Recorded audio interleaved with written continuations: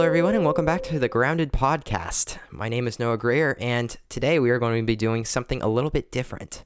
You see, usually we have Pastor Matt on this podcast as the guest, but today he's out of town, and if you listened in last week, you will know that today I am going to be having my mom give me an interview. My mom, Carrie Greer, she is here with me in our home studio, because usually we record at church, but we thought, well, why not do it at home? Because Pastor Matt's not going to be there anyway. So today my mom's going to be asking me some questions, and I'm going to be answering them and hopefully giving you a little insight into who I am and what my life's like and my testimony and stuff like that. So without further ado, I am going to be the guest in this episode, which is very weird. So this episode is hosted by my mom. Hi, Mom. Hi, Noah. It's great to be here today to be able to let the listeners get a little bit more insight on who you are. As a mom, of course, I think you're terrific, and I love you. I'm very proud of you for being my son and just for the way the Lord is using you.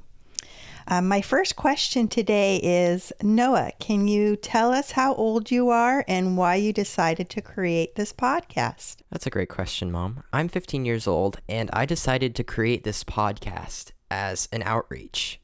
You see, in my life, I've had a lot of questions, like biblical questions that can come from the world, like things like, how do I deal with addiction? How do we approach homosexuality? Things like that. Certain phenomenons that happen in this day and age. And I thought, we want people to, especially Christians, most importantly, to be able to be equipped with answers, to be able to approach those questions. And I wanted to start this podcast as a means to accomplish that. And Pastor Matt was an excellent candidate for being our guest each week and answering those questions. So I asked him and I said, hey, do you want to start a podcast? There's a lot of questions that we're faced with. And he was like, yeah, let's do it. And so we started it last year in September, although the planning went all the way back toward April of last year. So we had been planning this out for a long time. So this is episode 25, by the way, which is pretty crazy because that means 25 episodes is like 25 weeks, which I know we did have some breaks in between, but yeah, that's how, that was my desire behind the podcast and my plan. I'm glad that Pastor Matt wanted to do it because then we could get it off the ground. Well, thank you for that answer. And I'm one of the listeners who listens regularly, and I'm really grateful for the questions that your listeners write in, because I know in today it's very difficult to be a teenager. Can you touch on that a little bit? What are some of the issues that teenagers or even you face that you're dealing with, and how you kind of overcome some of the things that you deal with? Oh, definitely. That's a great question.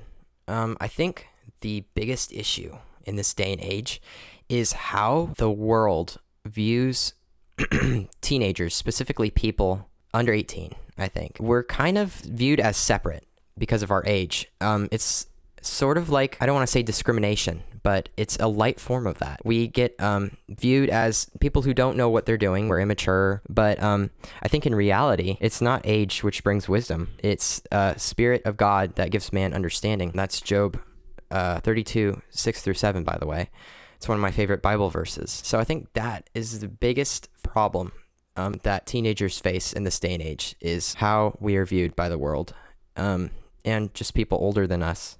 We're kind of viewed stereotypically as rowdy and crazy and random and lost. You can easily feel like an outcast because of your position and your age, something which you can't change. A lot of times you'll feel outcast because of problems you have, whether it be addictions or struggles or bad habits.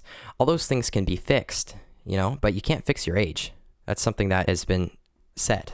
So Well, I agree with you on that, Noah. I mean, I know what you're saying. I definitely agree that sometimes adults can get confused, and we can label or say, this generation is lost, or we know like a lot of the social media does infect the way you think. So a lot of the kids may be so caught up in doing gaming and everything that to a parent, it can feel like, oh, they're isolated or they're not being mature by doing the responsibilities that they need to do. And I think it does affect just a parent in viewing their child thinking, oh, they're just young.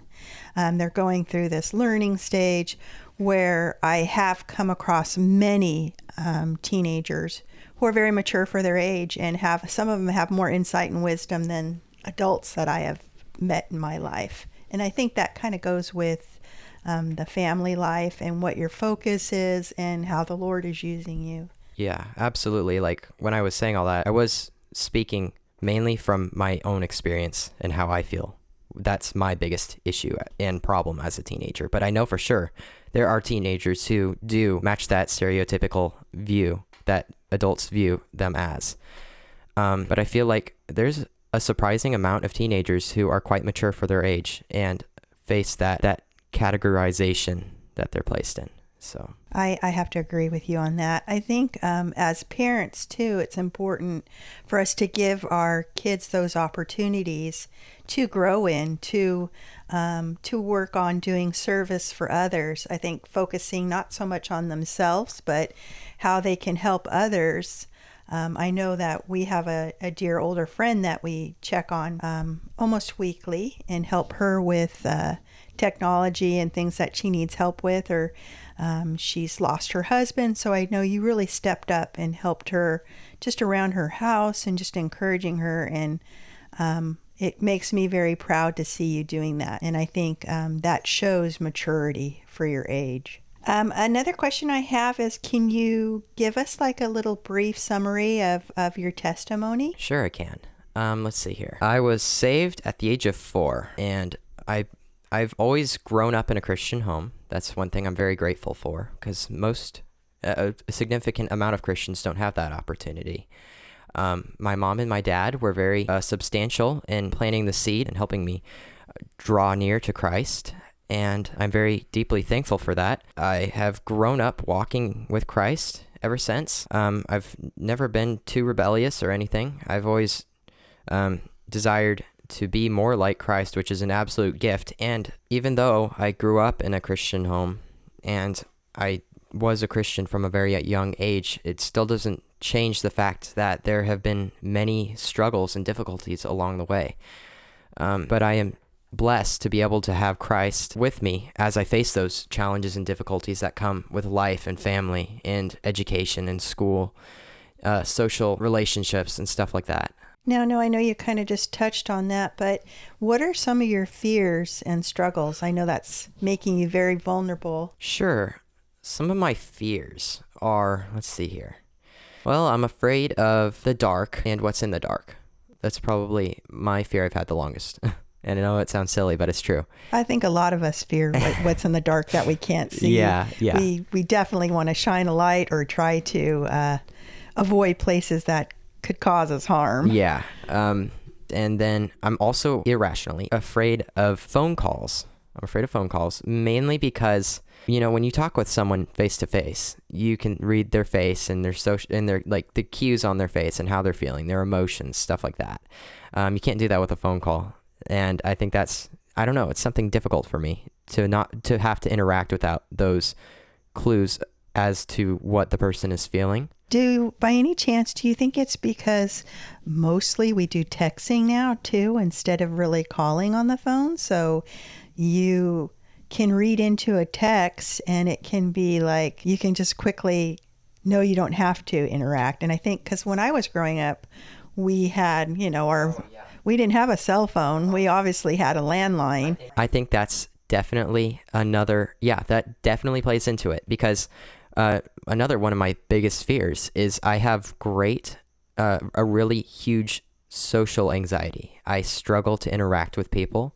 I love people. I care about them deeply, and I really appreciate close bonding between two people. This sounds creepy. No, it doesn't. Gosh, how do I say it?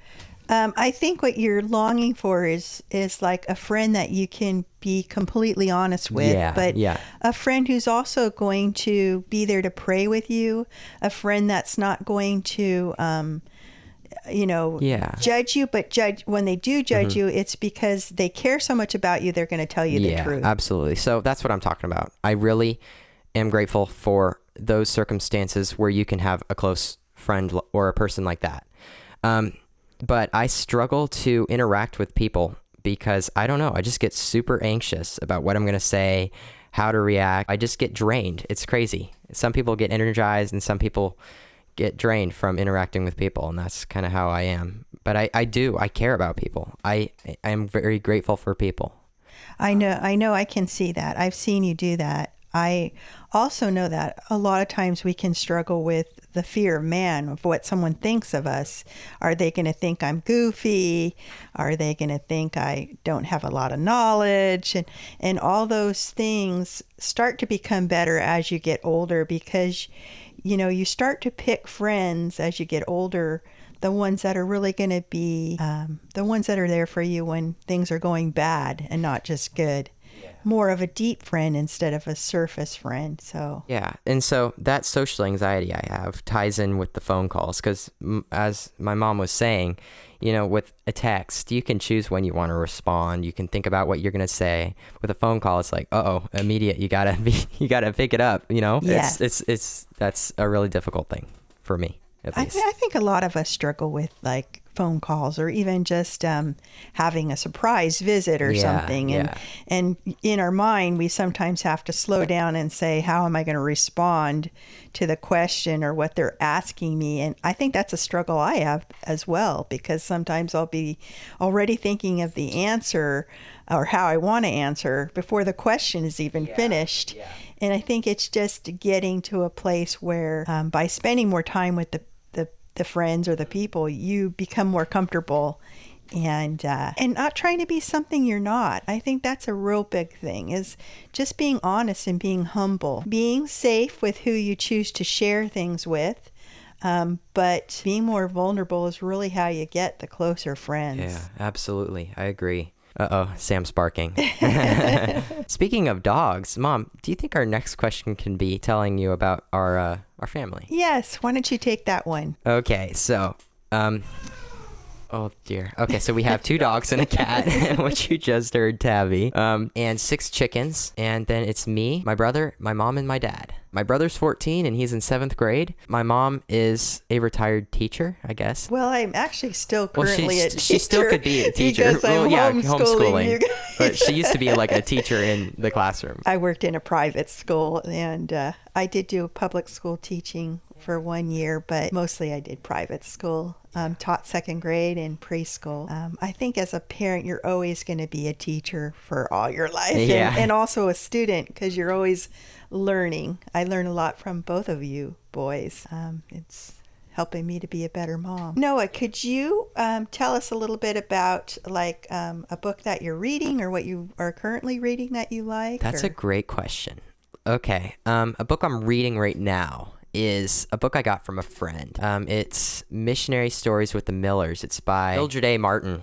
It's a really good book. I'm about halfway through, and it goes through stories of missionaries all around the world and how God has prevailed them through certain circumstances. And it's pretty amazing to see God perform miracles in their lives and in the people that they touch. And it's a really good book. I definitely recommend it. It's a little bit of an old book. It's been around for a while, but I really enjoy it. Yeah, I think that's the only book I've been reading casually right now. There's always I'm always reading some kind of book for either studying or Bible study or small groups or something, but that's my casual reading book right now. Okay. I know currently you are part of a youth group and also part of small groups. I am.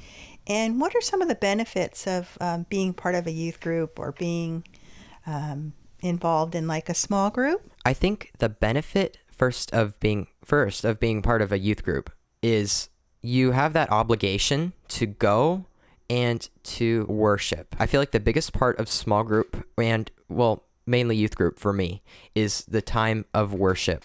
Because, when you're alone, you don't get that time. But when you're with a group of your peers, you get that opportunity to worship. And that's a really significant thing for me and very important. And I think that's a significant reason why youth group is an incredible thing. Another part of youth group that is important is the ministry time. Pastor Matt runs our youth group at Chapel City, and after worship, we have where he'll give a message. And I'm kind of a detailed person, so I'll take a lot of notes. It's kind of unusual, but I take notes on each thing he does, and I always feel like that's another thing that I can only really get at Sunday and at youth group. And I love taking notes. So that's why I really love being able to be there at youth group and actually listen to that sermon or the message he's giving. And the great thing about small group, on the other hand, is you get to go in depth and actually ask questions about that sermon. So it's like it's a mini, you get to have another message. So first you get your Sunday, then you get your youth group, then you get your small group. It's really great for someone who loves to just soak that up. And I feel like I'm kind of like that. I really love to be invested in learning more about Christ and God's word. And so I think those are some ways that youth group and small group are beneficial.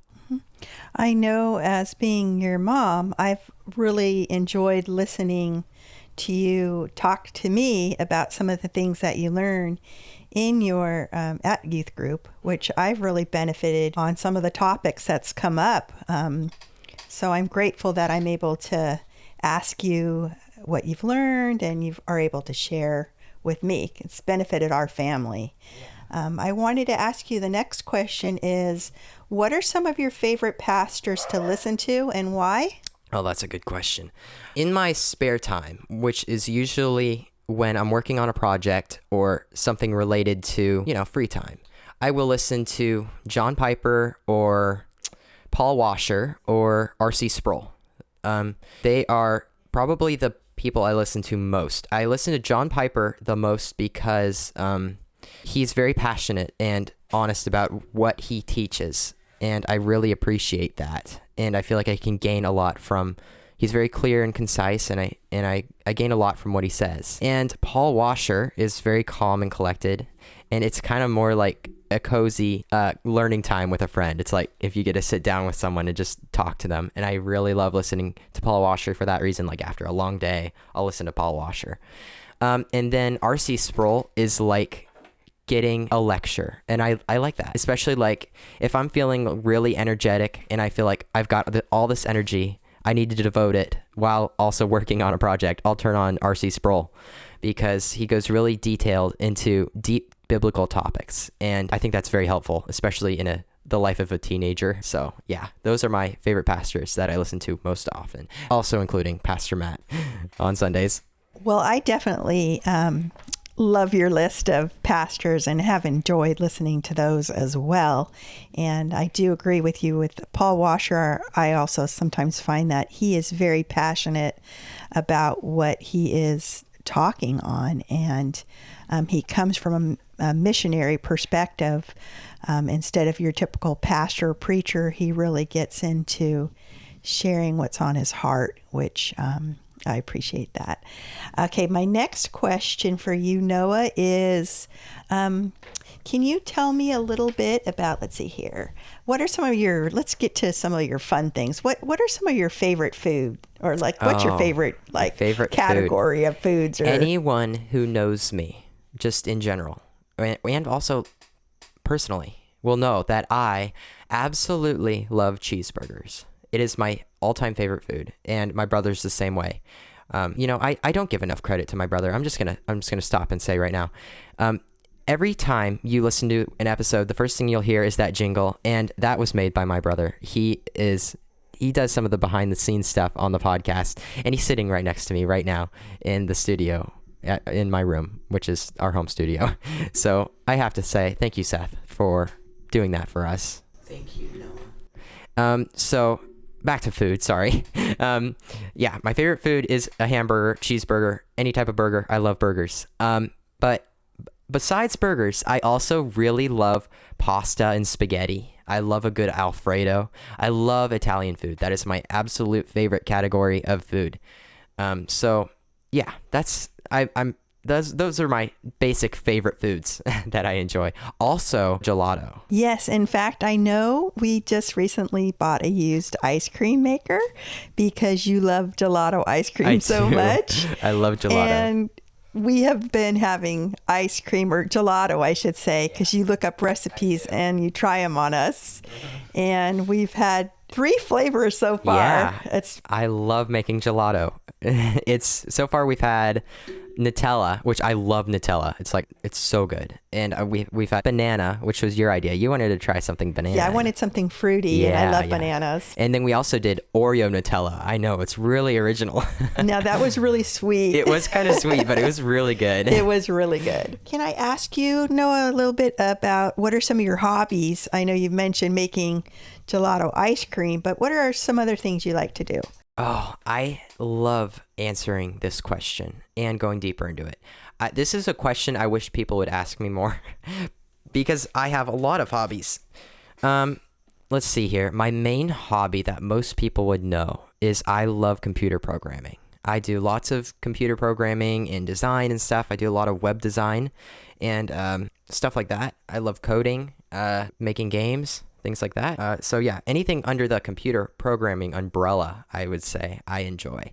My second favorite hobby would be art. I love to draw and do any kind of artistic thing I'm really passionate about. So things like sewing and building and designing, creating, anything like that, I'm all over.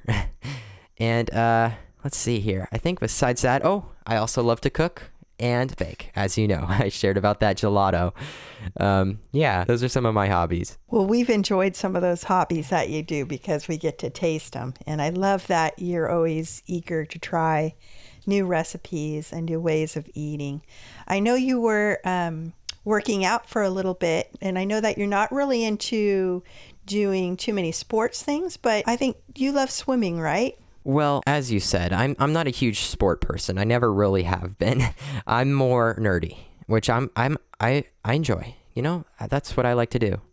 And yes, I do like swimming, but I don't like competitive swimming. I like to just swim for fun, you know? And as for going to the gym, like I'd say not to bulk up or anything.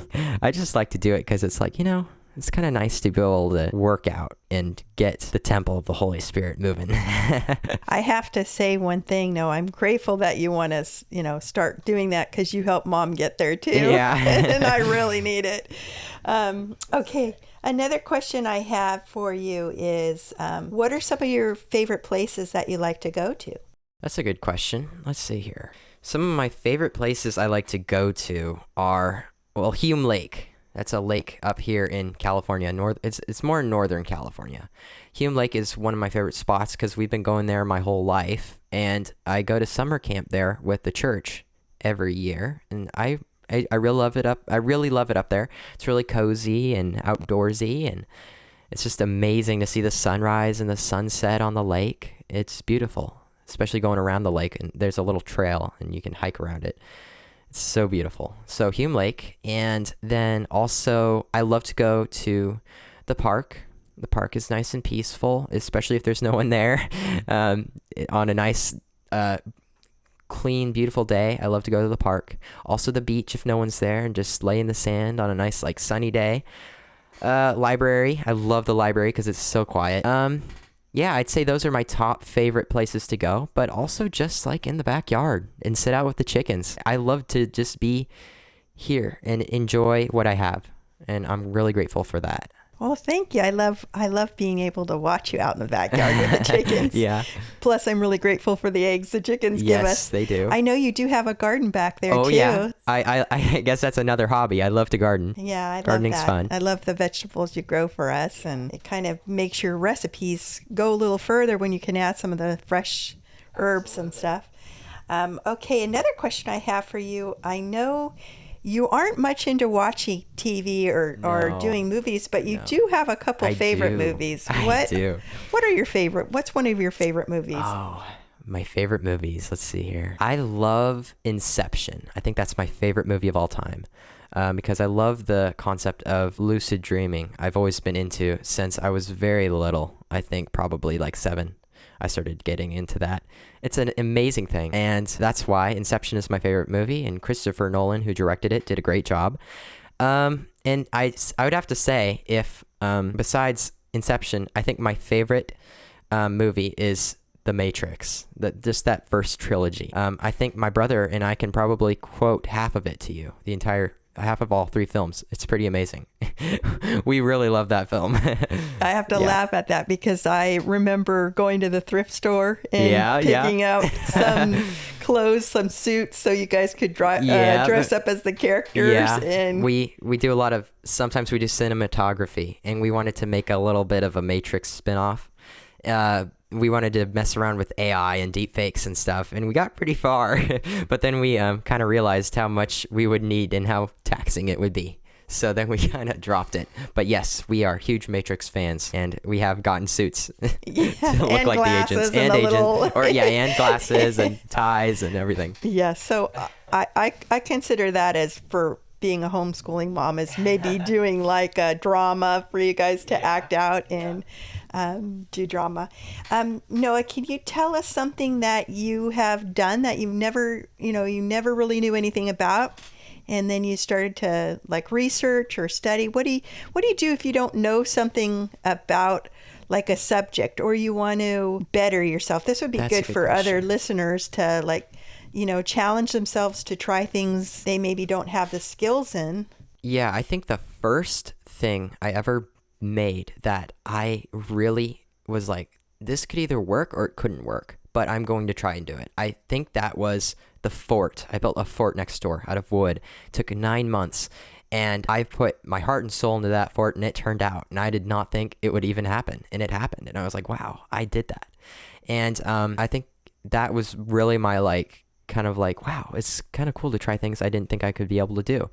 And then I think the next thing that came along was in my brother's room, we laid down hardwood floor. And that was a pretty exciting project, Mom. You helped me out with that. Yes. we didn't know anything. We didn't know anything. And we did, is to answer your kind of second part of that question, is what do I do when I don't know something and I want to find out more about it? When I was little, I would say the library. Because I didn't have a computer. But now I have to say we are blessed with YouTube because you can find out everything on there. And I'd say YouTube is a great place where you can learn pretty much anything. And that's how we learned to install a whole hardwood floor. And so, yeah. And then after the floor, I've started, this is kind of my latest project. I'm designing my own desk. I'm going to design and build a desk, which is exciting. I made the blueprints and the model. I made a 3D model of it, and so that's going to be my next thing.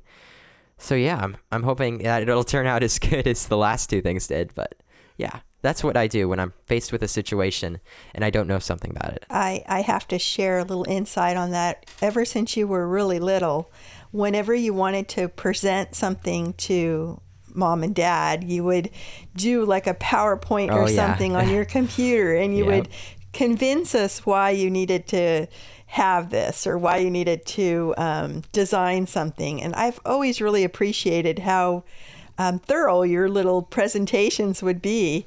And I remember when you were working on the fort and even gathering like the 10 other boys in the neighborhood to come over, and just going to Home Depot and asking the one man there who was in charge of like scrap woods and stuff. We bought a lot of scrap wood, and he gave us some things for free because he was so excited that we were actually letting you build a fort.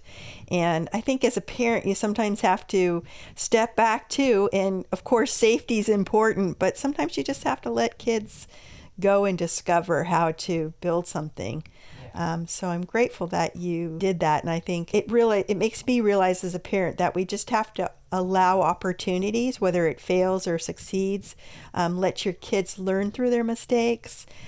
Give them those opportunities to grow in areas where they may feel weak. And so I think that was a fun thing. We bought a lot of saws and stuff for this last project. We sure did. We talked to that one gentleman in the store who was just retired, and he gave us a lot of help on what tools we would need for laying down the floor. Absolutely. So that was really helpful. The last question, or one of the, I think it's probably around the last question, I wanted to ask you, what do you appreciate about being part of a church, a body of Christ? What's some of the benefits that have helped you, and why is it important to be plugged into a church? That's a good question, Mom.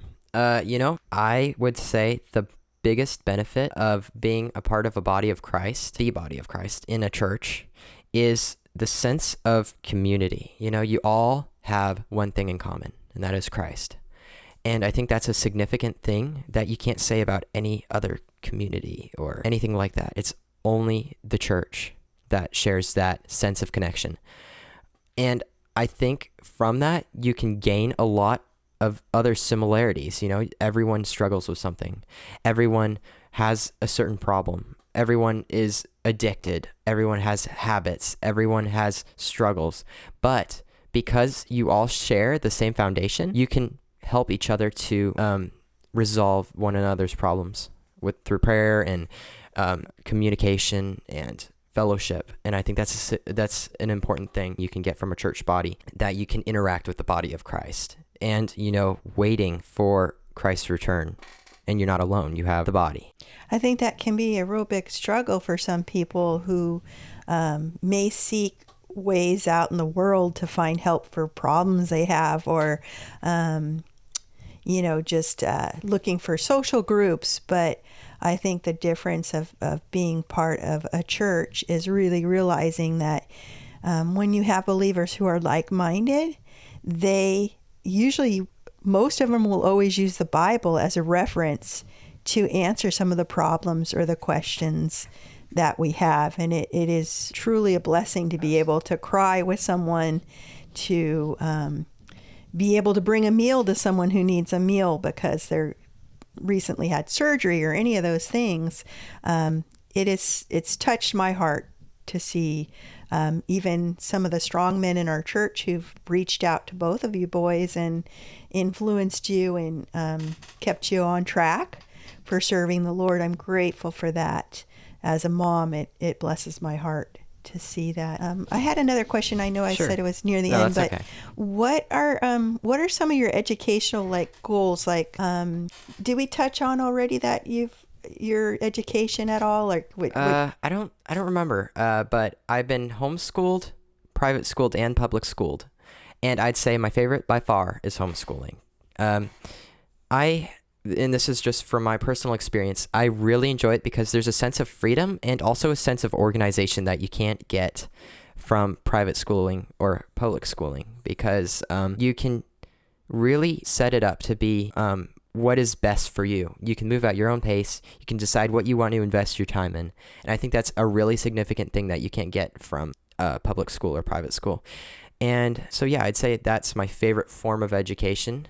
And that's kind of where I am. I'm a sophomore in high school, and I just this month I signed up for dual enrollment through the Master's University. So next year I'm going to be taking high school classes and college, the first year of college classes, to knock out my general ed. So it's going to be a new thing, but God is in control, and I'm excited to see where He leads me with that. Yeah, I know that that's definitely one of our family,